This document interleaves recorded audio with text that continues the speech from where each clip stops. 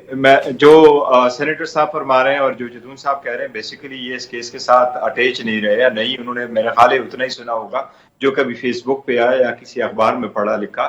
जो रेफरेंसेस आए थे एमएनए साहिबान की तरफ से आए थे, बिल्कुल एक रेफरेंस उन्होंने भेज दिया था, वो इलेक्शन कमीशन ने डिसमिस कर दिया था। और जो स्पीकर का रेफरेंस आया था उसमें जितने भी रिकॉर्ड आया था उस रिकॉर्ड का हमने जवाब दे दिया था।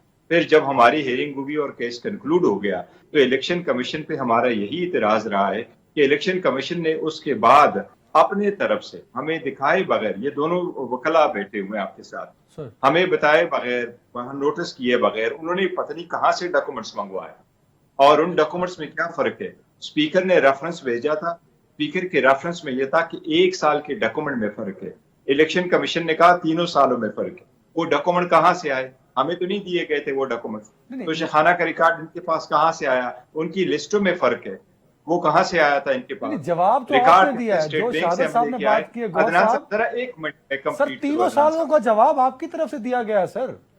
यस, मैंने दिया ना, तो मैं इसलिए कह रहा हूं कि इनकी तरफ से नहीं, वो हमने 3 सालों का जवाब दिया था जो पूरा रिकॉर्ड था। इलेक्शन कमीशन ने हमें सुना नहीं तो ये रेफरेंस फाइल किया।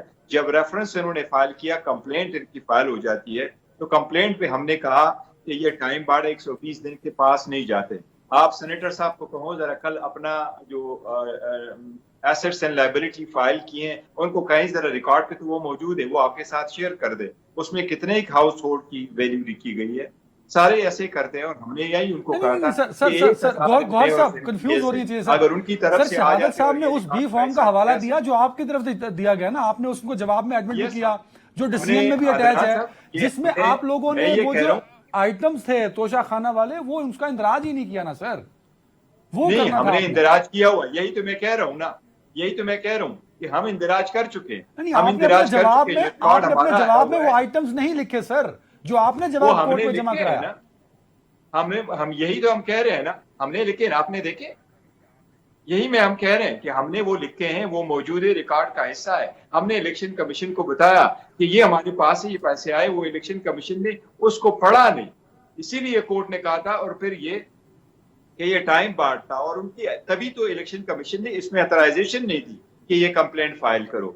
और कंप्लेंट जिस वक्त फाइल हुई है तो उसमें एक अफसर साहब की दस्तखत की फॉर्जरी हुई है।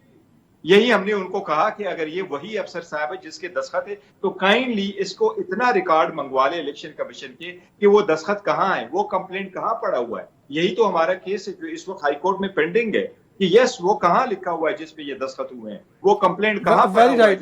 सर ब्रेक का मुझे शहादत साहब, मुझे ब्रेक पे जाना है, ब्रेक के बाद ये टॉपिक नहीं होगा हमारा। अगर कुछ कमेंट कर रहे हैं सर कर सकते हैं। मुझे एक